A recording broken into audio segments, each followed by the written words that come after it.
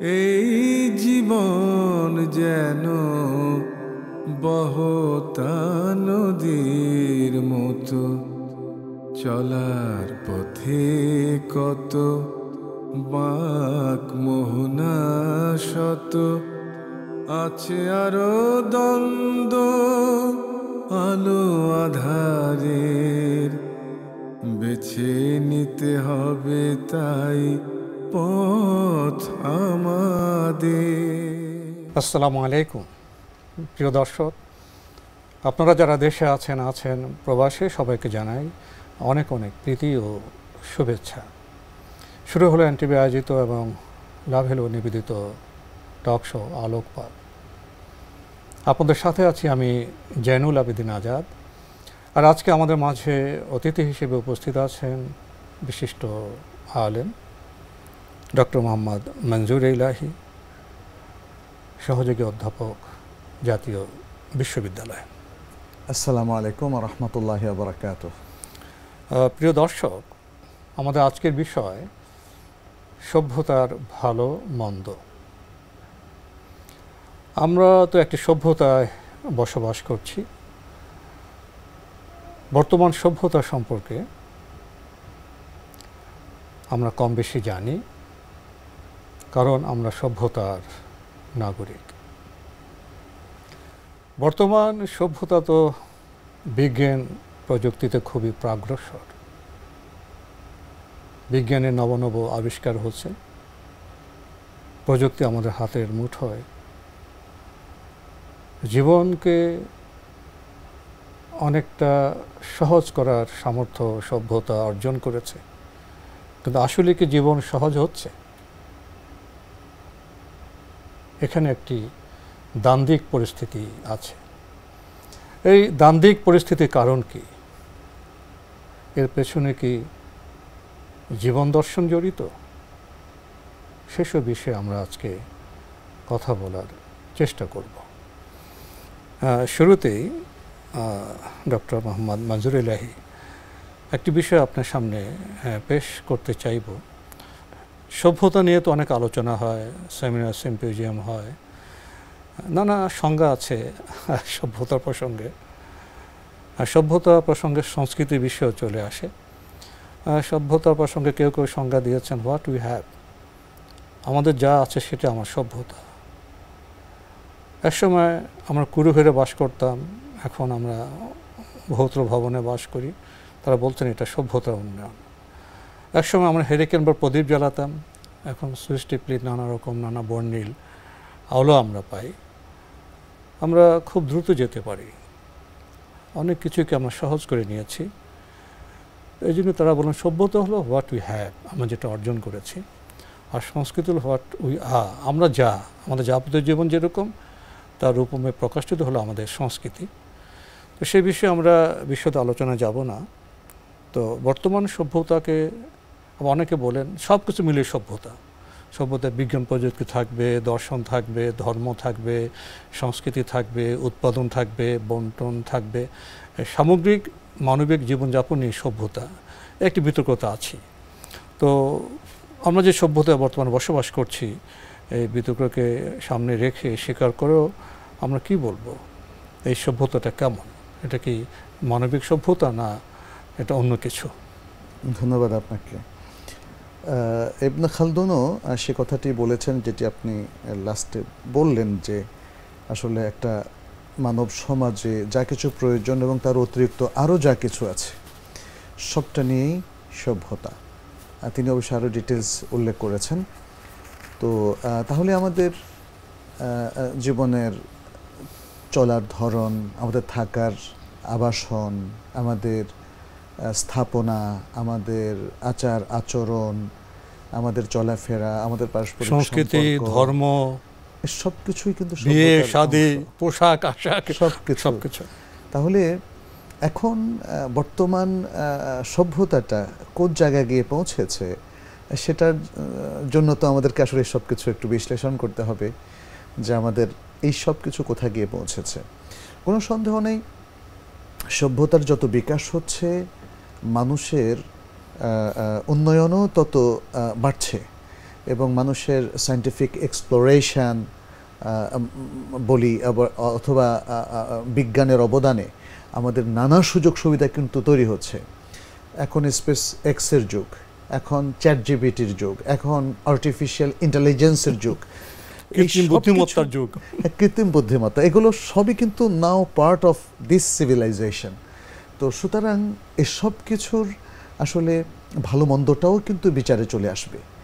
আমরা এই সভ্যতার যুগে এই নতুন নতুন যে জিনিসগুলো আমরা পেলাম সেগুলো আমাদেরকে কি ভালো উপহার দিল, আর কোন দিকে আবার আমাদেরকে ঠেলে দিচ্ছে কোন অমঙ্গলের দিকে, অকল্যাণের দিকে, কিংবা অমানবিক আচরণের দিকে, সেটাও কিন্তু আমাদের আলোচনা আসতে হবে। আমরা যেমন দেখেছি পারমাণবিক আবিষ্কার, এটা একটা বিশাল বড় আবিষ্কার, অ্যাটমিক যে যে শক্তি আমরা দেখতে পাচ্ছি, এটা স্টিল মানুষের কল্যাণেও যেমন ব্যবহৃত হয়, আর অকল্যাণে ব্যবহৃত হওয়ার তো অনেকগুলো এক্সাম্পল আমরা দেখেছি হিরোশিমা, নাগাসাকিতে এবং চেরনোবিলেও যেটা হয়েছিল। মানে কি অমানবিক একটা বিপর্যয়, তাই না? মানে মানুষের যে ক্ষতিটা হয়েছে জেনারেশন বাই জেনারেশন, তো এগুলো তো আধুনিক সভ্যতার এই অগ্রগতির কারণেও হয়েছে। আপনি যে একটা চিত্র অঙ্কন করলেন, এটা দেখে অনেকে বলছেন বর্তমান সভ্যতায় বিজ্ঞান প্রযুক্তির সামর্থ্য যতই বাড়ছে, পৃথিবীকে বড় বড় পরাশক্তি যতই হাতের মুঠোয় আনার চেষ্টা করছে, সেখানে তত বেশি আতঙ্কের সৃষ্টি হচ্ছে এবং নৈতিক মেরুদণ্ড এবং স্রষ্টাকে ভুলে যাওয়ার কারণে এবং নৈতিক মেরুদণ্ড দুর্বল থাকার কারণে একটা আতঙ্ক সৃষ্টি হচ্ছে। এবং লক্ষণীয় বিষয় যে বিজ্ঞান প্রযুক্তিকে মারণাস্ত্র উৎপাদনের ক্ষেত্রে অতীব ব্যবহার হচ্ছে। আচ্ছা, এর সাথে আমি আরেকটু অ্যাড করতে চাচ্ছি, আপনি হয়তো সেটা একটু যদি আপনার মতামতটা বলেন। সেটি হচ্ছে যেমন যে সোশ্যাল নেটওয়ার্কটা আমরা দেখতে পাচ্ছি, এটা বিজ্ঞানের আমার মনে হয় মানে একটা বিস্ময়কর সংযোজন, কোনো সন্দেহ নাই।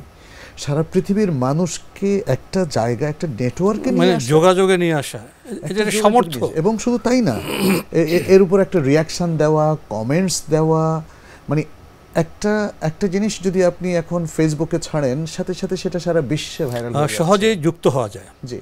তারপরে আপনার অন্যান্য নেটওয়ার্ক যেগুলো আছে, লিঙ্কডইন আছে, টুইটার আছে। টুইটার অবশ্য এখন একটু নাম পরিবর্তন হয়েছে এলন মাস্কের কাছে যাওয়ার পরে। তো এই যে সোশ্যাল নেটওয়ার্কটা একদিকে যেমন সারা পৃথিবীর সমস্ত মানুষকে একটা বন্ধনে আবদ্ধ করেছে, ঠিক তেমনি আমার কাছে মনে হয় একটা বিশাল বিপর্যয় সৃষ্টি করেছে, যে কারণে অনেকেই এটাকে এখন আর সোশ্যাল নেটওয়ার্ক বলতে চান না, আনসোশ্যাল বলেন। এই জন্যে যে মানুষ ঘন্টার পর ঘন্টা এতে নিজেকে নিয়োজিত রাখে এবং অনেকটা এডিকশনের মতো হয়ে যায়। নিজের গৃহ থেকে, সমাজ থেকে, রাষ্ট্র থেকে বিচ্যুত হয়ে গিয়ে অন্য একটা জগতে, ভার্চুয়াল জগতে বসবাস করছে, যেখানে যেটার সাথে বাস্তবতার মিল কম, উৎপাদনের সম্পর্ক কম। পারিবারিক সংকট তৈরি হচ্ছে, এটা থেকে সামাজিক সংকট তৈরি হচ্ছে, রাষ্ট্রীয় সংকট তৈরি হচ্ছে কিন্তু। এবং বিশেষ করে সমাজের সব যুগেই খারাপ মানুষেরা ছিল, এই খারাপ মানুষগুলোও কিন্তু এ সমস্ত সমান অ্যাক্সেস পেয়ে যাচ্ছে। এরপর আরেকটা জিনিস আমি একটু বলবো, যেমন গোয়েন্দা বৃত্তির যে উপকরণগুলো, এগুলো তো এখন আসলে ওপেনলি আলোচনা হয়, তাই না? এখন মানুষের প্রাইভেসি বলতে কিচ্ছু নেই। আপনি যে গোপনে আপনার প্রিয়জনকে একটা ভালোবাসার কথা শোনাবেন, সেটাও রেকর্ড হয়ে যাচ্ছে এবং সেটা সোশ্যাল নেটওয়ার্কে কে বা কারা দিয়ে দিচ্ছে। আমার মনে হয় আধুনিক সভ্যতার এটা একটা বিশাল, মানে পুরো সভ্যতাকে উলঙ্গ করে দিচ্ছে। আমি যেখানে কথা বলছিলাম, প্রসঙ্গত আপনি যে প্রথম এবং দ্বিতীয় বিশ্বযুদ্ধের কথা বললেন, আমরা হিরোশিমা এবং নাগাসাকি যে মার্কিন যুক্তরাষ্ট্র আণবিক বোমার বিস্ফোরণ ঘটাল, নামগুলি কি প্রহসনমূলক। লিটল বয় বোমার নাম ফ্যাট ম্যান। তখন তো জাতিসংঘ এই জন্যই প্রতিষ্ঠিত হয়েছিল, দ্বিতীয় বিশ্বযুদ্ধে যে বিভীষিকা, যে মানুষ হত্যা, পরিবেশ হত্যা, বোমার বিকিরণে মানুষের গোস্ত চামড়া খুলে খুলে পড়ছে, সেই বিভৎসত চিত্র এখনও মানুষ স্মরণ করছে। তো জাতিসংঘ যে জন্য প্রতিষ্ঠিত হয়েছিল যেন আর তৃতীয় বিশ্বযুদ্ধ না হয়। বর্তমান সভ্যতা বোধে এই প্রশ্নটা করাই উচিত আমাদের, জাতিসংঘ কি তার কাজ করতে পেরেছে? না পারলে কেন পারেনি? এই জন্য কোন কোন পরাশক্তি দায়ী? জাতিসংঘের যে ব্যবস্থাপনা, যে প্রশাসন, সেটা কি ইনসাফ ভিত্তিক?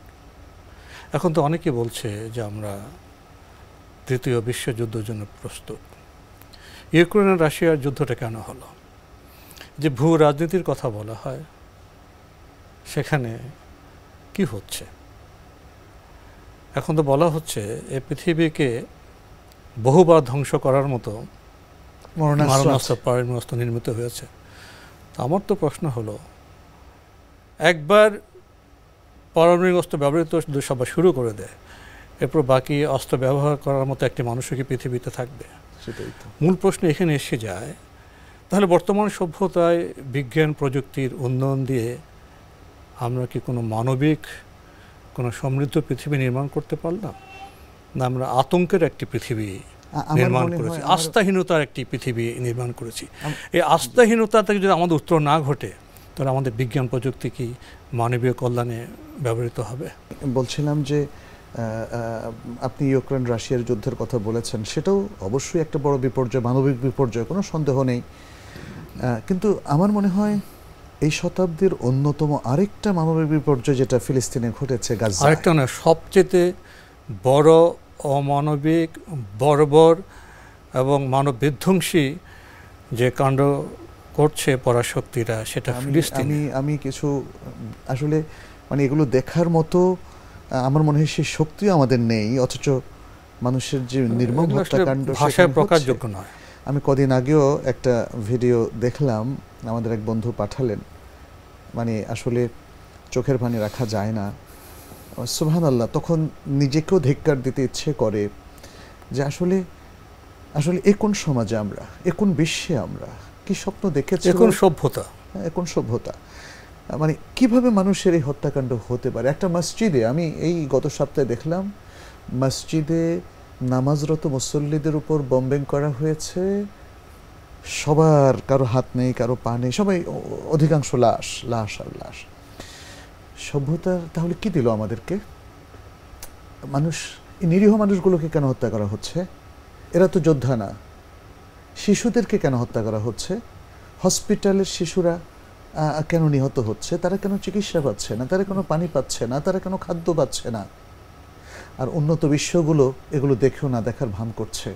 আর সমস্ত শক্তি, সভ্যতার আজকের যত জয়গান, সব তাদের হাতে, তারা এগুলো সৃষ্টি করেছে। তাহলে আসলে আমরা এত যে পড়াশোনা, এত যে ফেমাস ইউনিভার্সিটি, এত যে বিজ্ঞান প্রযুক্তি, মানবতার হাহাকার ছাড়া তো আমরা আর কিছু দেখতে পাচ্ছি। বর্তমান সভ্যতাকে কি প্রশ্ন করা যায় ফিলিস্তিনের এই যে ভূখণ্ড, এই ভূখণ্ড সম্পর্কে? ফিলিস্তিনের তো ভূমিপুত্র ফিলিস্তিনিরা, তো একটি জনপদের ভূমিপুত্ররা কেন তাদের পৈতৃক ভূমিতে থাকতে পারবে না? একটি জনপদের ভূমিপুত্রকে কেন তাদের গৃহ থেকে চ্যুত করা হবে, তাদের অভিবাসী করা হবে, তাদেরকে যেন তেন প্রকার হত্যা করা হবে? এবং সেই হত্যায়, সেই সন্ত্রাসে একটি সন্ত্রাসী রাষ্ট্রকে কেন বর্তমান সভ্যতার যারা শাসক, যারা পরাশক্তি, তারা শুধু অস্ত্র দিয়ে নয়, শারীরিক উপস্থিতি দিয়ে আপনার সমর্থন করবে? এ কোন সভ্যতা? দ্বিতীয় বিশ্বযুদ্ধের পরে যে জাতিসংঘ গঠিত হয়েছিল, যেন আরেকটি তৃতীয় বিশ্বযুদ্ধ না হয়, যেন মানবিক সমাজ, শান্তির সমাজ হয়, তাহলে তো জাতিসংঘ তো এখন ব্যর্থ। এবং এই ব্যর্থতার মূলে কিন্তু যারা পরাশক্তি, যারা সভ্যতা শাসক, তারাই তো জড়িত। তাহলে কি আমরা কোনো ভালো সভ্যতায় বসবাস করছি? অবশ্যই না। আপনার প্রশ্ন যেটা বলেছেন করা যায় কিনা, সে প্রশ্ন তো আসলে অলরেডি সেটা উপস্থিত। প্রশ্নটা বিশ্ব বিবেকের কাছে, পরাশক্তিগুলোর কাছে, যে আসলে নিরস্ত্র একটা জাতিকে তাদের কাছে কি বাঁচে? সাধারণ মানুষ কিছুই তো নেই। শিশুদের হত্যা করছে, হাসপাতালে বোম ফেলছে, স্কুলে বোম ফেলছে। এবং এর বিরুদ্ধে তো মার্কিন যুক্তরাষ্ট্র এবং ইউরোপের দেশগুলো তো ছাত্ররা, যুবকরা, জনসাধারণ তো এর বিরুদ্ধে প্রতিবাদ করছে, তারা তো রাস্তায় নেমে আসছে। জনতার কথা তো শাসকরা শুনছে না। এখানে আরেকটা জিনিস খেয়াল করেন, আপনি যাদেরকে ভূমির মালিক বলেছেন, ভূমিপুত্র বলছি, ভূমিপুত্র, হাজার বছর ধরে তারা সেখানে আছে বা তারও বেশি সময় ধরে। অথচ আমরা কি দেখি, ইউরোপে আমেরিকার যে ইমিগ্রেশন সিস্টেম, তাতে 5 বছর বা 10 বছর থাকলে সে আবার ওখানকার নাগরিকত্ব পায়। তাহলে এখানে যারা হাজার বছর ধরে অবস্থান করছে তাদেরকে কেন আপনি বের করে দেবেন? যারা ভূমিপত্র, যারা নাগরিক, তাদের বিরুদ্ধে আপনারা সভ্যতার মারণাস্ত্র আপনারা সেখানে ব্যবহার করছেন। আমার মনে হয় সভ্যতার একটা বড় সংকট চলছে। এই সভ্যতা মানবিক নয়, এই সভ্যতা ইনসাফ ভিত্তিক নয়, এই সভ্যতার শাসকদের নৈতিক মেরুদণ্ড নেই, ফলে আস্থা সংকট সৃষ্টি হয়েছে। পরাশক্তির মধ্যে যখন আস্থা সংকট সৃষ্টি হয়েছে, তখন তারা একে অপরকে মারার জন্য প্রতিনিয়ত মারণাস্ত্র তৈরি করছে। ফলে বর্তমান সভ্যতাকে মারণাস্ত্র সভ্যতা বলা যায়। এখান থেকে যদি আমরা বেরিয়ে যেতে চাই, তৃতীয় বিশ্বযুদ্ধ থেকে মানুষকে রক্ষা করতে চাই, তাহলে আবার আস্থার সভ্যতা সৃষ্টি করতে হবে। আস্থার সংকটের জায়গায় আস্থার সভ্যতা সৃষ্টি করতে হলে আমাদের ফিরে তাকাতে হবে আয়ামে জাহেলিয়াতের যুগে। 1450 বছর আগে একটি সমাজ জাহেলিয়াতে মূর্খতায় লিপ্ত ছিল। সেই অন্ধকার সভ্যতাকে কিভাবে আলোকিত সভ্যতা উত্তীর্ণ করলেন, কিভাবে ধর্ম বর্ণ নির্বিশেষে সব মানুষের বসবাসের জন্য একটি সমৃদ্ধ সভ্যতায় পরিণত করা হলো, সে বিষয়ে কি আলোকপাত করবেন? জি, ধন্যবাদ। অবশ্যই সেটা নবী সাল্লাল্লাহু আলাইহি সাল্লাম করেছিলেন, আল্লাহ তাকে দিয়ে করিয়েছিলেন। বিশ্বের ইতিহাসে তিনি প্রফেট মুহাম্মদ সাল্লাল্লাহু আলাইহি সাল্লাম হিসাবে মুসলিম অমুসলিম সবার কাছে পরিচিত। তিনি যখনই নবুয়ত প্রাপ্ত হলেন, আল্লাহ তাকে আলোকিত করলেন, সমৃদ্ধ করলেন ওহী দ্বারা। এবং এই ওহীর জ্ঞানের যে সুন্দর গাইডেন্সটা ছিল, যেটা আল্লাহ তাআলা বলছেন হুদাল লিল মুত্তাকিন, সেটি যখন আরবের এই মানুষেরা গ্রহণ করা শুরু করলো, তখনই চিত্র পাল্টে যেতে শুরু করলো। একটা অসম এবং ধ্বংসাত্মক সমাজ থেকে, অধপতিত সমাজ থেকে, সেটা পৃথিবীর শ্রেষ্ঠ অনাস্থার সমাজ আস্থার সমাজ উত্তীর্ণ হলো। মানে যেটা আমরা জাহেলি সমাজে দেখি, একজন দেখলেই মেরে ফেলতো, তারপরে বাবা নিজের কন্যাদেরকে মেরে ফেলতো, লুণ্ঠন ডাকাতি, মেয়েদের কোনো সম্মান না করা, মেয়ে শিশুদের কবর দিয়ে দেওয়া, কারো কোনো অধিকার ছিল না। মানে এটা অকল্পনীয় ব্যাপার যে মাত্র 20 অথবা 23 বছরের মধ্যে এই সমাজটা এতটা পজিটিভ হতে পারে, এতটা উন্নত হতে পারে। রাসূল সাল্লাল্লাহু আলাইহি ওয়াসাল্লাম সেটা করলেন। এটা কোনো মানবীয় ক্ষমতার কারণে কিভাবে? এর মূল কারণটা কি ছিল? এর মূল কারণটা ছিল আসলে আল্লাহ সুবহানাহু ওয়া তাআলা, তিনি তো আমাদের স্রষ্টা। তিনি যখন একটা গাইডেন্স দিলেন, সেই গাইডেন্সটা মানুষ গ্রহণ করলো, এবং সেটা ছিল একটা নিখুঁত গাইডেন্স, যেখানে মানবিকতা বিকাশের কথা ছিল, যেখানে ঈমানের কথা ছিল, আস্থার কথা ছিল, আকীদা বিশ্বাসের কথা ছিল, পরকাল আছে, আল্লাহ আছে, ফেরেশতা আছে, কিতাব আছে, ভালোবাসা আছে, শ্রদ্ধা আছে, ইথার মানে বিচার হবে, জবাবদিহিতা আছে। জি, এবং মানুষের যে নিজের স্বার্থের চাইতে অন্য স্বার্থকে প্রাধান্য দেওয়ার যে এডুকেশনটা, সেটা ছিল। যেটা আমরা দেখি যে ইয়ারমুকের যুদ্ধে দেখেন, আরেকজন পানি চেয়েছে, নিজের না খেয়ে তাকে দিয়ে দিয়েছে, অথচ নিজে মারা গেলেন। মানে অপরকে অগ্রাধিকার দেওয়া, অপরকে অগ্রাধিকার দেওয়া প্রত্যেকটা ক্ষেত্রে। আমার কাছে একটা জিনিস মনে হয়, এই যে অপরকে অগ্রাধিকার দেওয়া মানবিক বিভিন্ন ক্ষেত্রে বা বৈষয়িক ক্ষেত্রে, আমার মনে হয় যেন এই একটা পয়েন্টই এনাফ একটা সুন্দর সমাজ গঠনের জন্য। আমি যখন আপনার স্বার্থকে বেশি প্রাধান্য দেব, তখন তো আর আপনার সাথে আমার সংঘাত লাগার কোনো কারণ নেই, আর আপনিও আমার স্বার্থটাকে প্রাধান্য দিচ্ছেন। পৃথিবীর সমস্ত সংঘাত হচ্ছে নিজের স্বার্থকে সংরক্ষিত রাখা এবং অন্যের স্বার্থকে ছোট্ট করে দেখা। যত বড় যুদ্ধগুলো বলছেন দেখেন, সেগুলোর মূল কারণ এটা। এবং মানুষে মানুষে, ব্যক্তিতে ব্যক্তিতে সংঘর্ষ, গ্রামে গ্রামে সংঘর্ষ, বিভিন্ন দলে দলে সংঘর্ষের মূল কারণটাই এটা। অপরের অধিকারকে ক্ষুণ্ণ করা, এটাই তো ফেসিবাদ। এটাই ফেসিবাদ। এবং আমরা দেখি যে নবী সাল্লাল্লাহু আলাইহি সাল্লাম প্রত্যেকটা জায়গায় একটা সুশীল সুন্দর একটা সমাজ তিনি তৈরি করেছিলেন কোরআন এবং সুন্নাহর আলোকে। আমার মনে হয় এটাই হচ্ছে কি অফ দ্য সাকসেস। এবং আজকের এই সমাজের ত্রুটিগুলো মানবীয় কোনো উপাদানের মাধ্যমে এটা শেষ হবে না। এই সভ্যতার যে সংকটটা এখন দেখা দিয়েছে, এই সংকট আরও ঘনীভূত হবে, মরণাস্ত্র আরও তৈরি হবে। সোশ্যাল নেটওয়ার্কের মতো এই জায়গাগুলোতে আপনি দেখেন পর্নোগ্রাফিতে ভরে দেওয়া হয়েছে, এগুলোকে মানুষ টাকা অর্জনের উপায় হিসাবে গ্রহণ করছে। কিন্তু ইসলাম এখানে হালাল হারামের বিধান দিয়েছে, ইসলাম এখানে মানুষের জন্য কল্যাণ মানে বর্তমান সভ্যতায় বিজ্ঞান প্রযুক্তির যে আবিষ্কার, যে উন্নয়ন, এটাকে অবশ্যই অ্যাপ্রিসিয়েট করতে হয়, কিন্তু এর সম্ভাবনাকে আমরা নষ্ট করে দিয়েছি। যেটা আপনি বলছিলেন যে প্রথম নবী হযরত আদম থেকে শুরু করে শেষ নবী হযরত মুহাম্মদ মুস্তাফা সাল্লাল্লাহু আলাইহি ওয়াসাল্লাম, তারা আমাদের আলো দিয়েছেন। আমরা সৃষ্টি, আমরা বান্দা, স্রষ্টার আনুগত্য আমাদের করতে হবে, ইনসাফ করতে হবে, নৈতিকতায় পুষ্ট হতে হবে এবং জবাবদিহিতার চেতনায় প্রত্যেকটা বিজ্ঞান প্রযুক্তিকে ব্যবহার করতে হবে মানুষের কল্যাণে। এই আকীদা, বিশ্বাসে, ইমানে ফিরে এসে স্রষ্টা বান্দা হলে বোধহয় পৃথিবী আবার আস্থার পৃথিবীতে পরিণত হতে পারে, পৃথিবী আবার সাম্য, মৈত্রী, ভ্রাতৃত্বের আলোকে সমুন্নত হতে পারে। এটা বোধহয় আমরা শেষে বলতে পারি। তো শেষ করার আহ্বান জানানো হচ্ছে যন্ত্রে, তো শেষ তো করতে হবে। এর আগে ডক্টর মোহাম্মদ মঞ্জুর ইলাহি, আপনাকে ধন্যবাদ জানাই আমাদের সময় দেওয়ার জন্য। জাযাকুমুল্লাহু খাইরান। প্রিয় দর্শক, আমরা দেখছিলাম এনটিভি আয়োজিত এবং লাভেলো নিবেদিত টক শো আলোকপাত।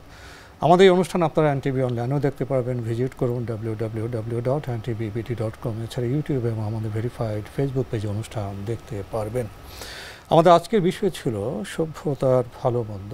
সভ্যতার অনেক ভালো দিক আছে, বিজ্ঞান প্রযুক্তির উন্নয়ন হয়েছে, সম্ভাবনার দ্বার সৃষ্টি হয়েছিল, কিন্তু দার্শনিক কারণে, স্রষ্টাকে ভুলে যাওয়ার কারণে, বান্দা হিসেবে আমরা জীবন অতিবাহিত না হওয়ার কারণে, অকৃতজ্ঞ হওয়ার কারণে বিজ্ঞান প্রযুক্তির মন্দ ব্যবহার হচ্ছে, প্রতিদিন মারণাস্ত্র তৈরি হচ্ছে, নৈতিক মেরুদণ্ডের অভাবে, জবাবদিহিতার অভাবে এই পৃথিবীতে আস্থার সংকট সৃষ্টি হয়েছে। কেউ কাউকে বিশ্বাস করে না। অতএব মারণাস্ত্রের প্রতিযোগিতা, এখান থেকে ফিরে আসতে হবে। আবার মানুষকে প্রকৃত মানুষ হতে হবে, বান্দা হতে হবে। বান্দা হলে আসবে জবাবদিহিতার চেতনা। তখন বিজ্ঞান প্রযুক্তির যে আবিষ্কার, যে উৎপাদন, সেটা মানুষকে আরও উন্নতি শিখরে নিয়ে যাবে। সে আশা ব্যক্ত করে আজকের অনুষ্ঠান শেষ করছি। মহান আল্লাহ আমাদের সবাইকে নিরাপদে রাখুন, রাখুন শান্তিতে। আসসালামু আলাইকুম। পথে কত বাঁক মোহনা শত, আছে আরো দ্বন্দ্ব আলো আধারের, বেছে নিতে হবে তাই পথ আমাদের।